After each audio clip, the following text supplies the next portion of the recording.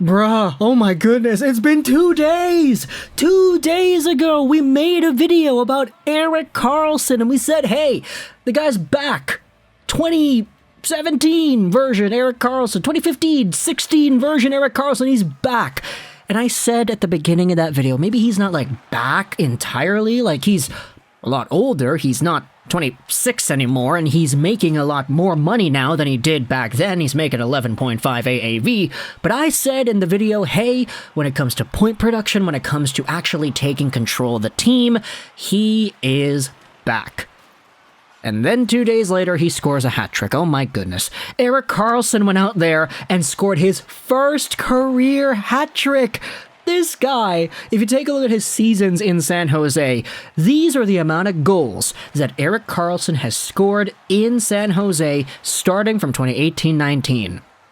3 goals in 53 games played, 6 goals in 56 games played, 8 goals in 52 games played, 10 goals in 50 games played last year, but this season, Erik Karlsson has 9 goals in 12 games played. He is on pace for 62 goals over the span of an 82-game season. Now, he's not going to get that. I wouldn't be surprised if Erik Karlsson finishes off the year and he doesn't have 60 goals as a defenseman, but still.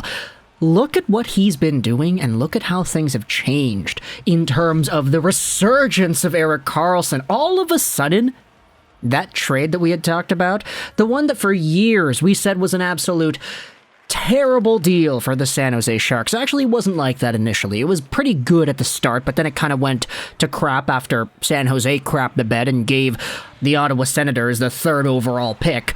But if you go over to Erik Karlsson and you remember everything in the context of this story, it makes this result that we're seeing, a hat trick against the Anaheim Ducks to send it to overtime, but unfortunately eventually lose, all the more pleasant.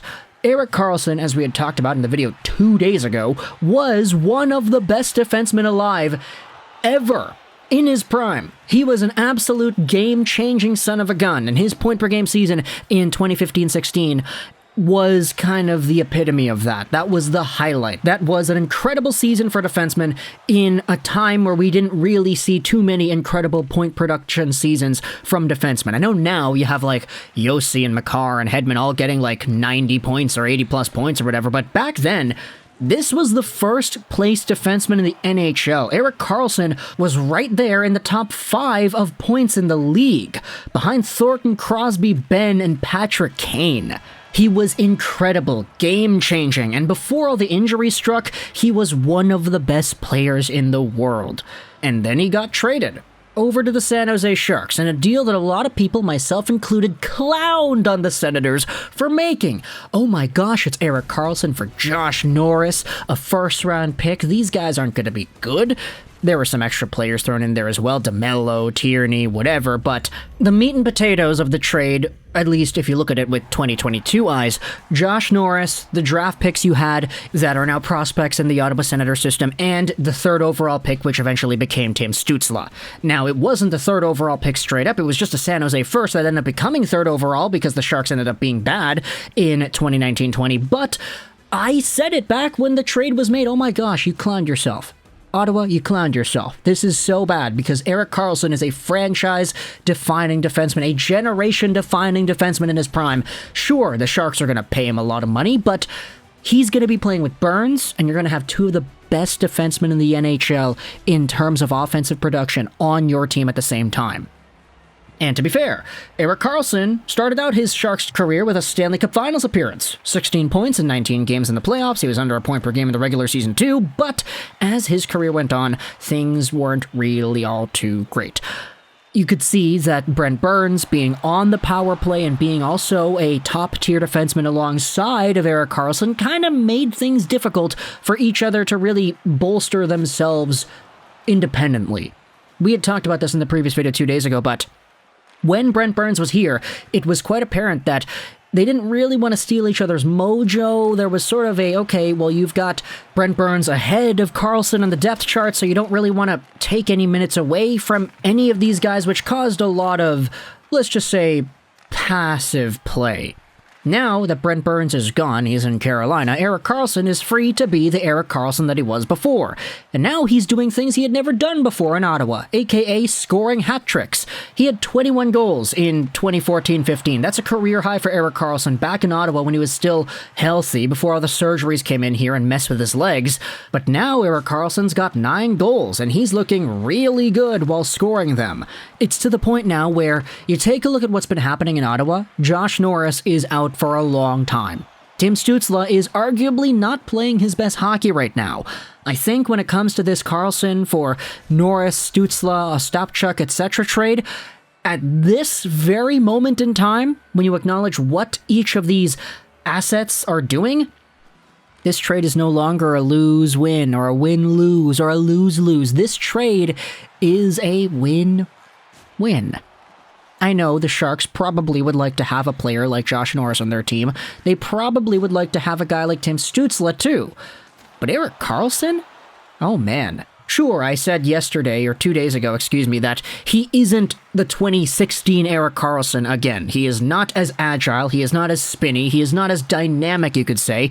But it's hard to argue with the results, man. It's hard to argue and say that this resurgence of a guy that was so ridiculed for the 11.5 AAV contract and everything, it's difficult to not give credit where credit is due.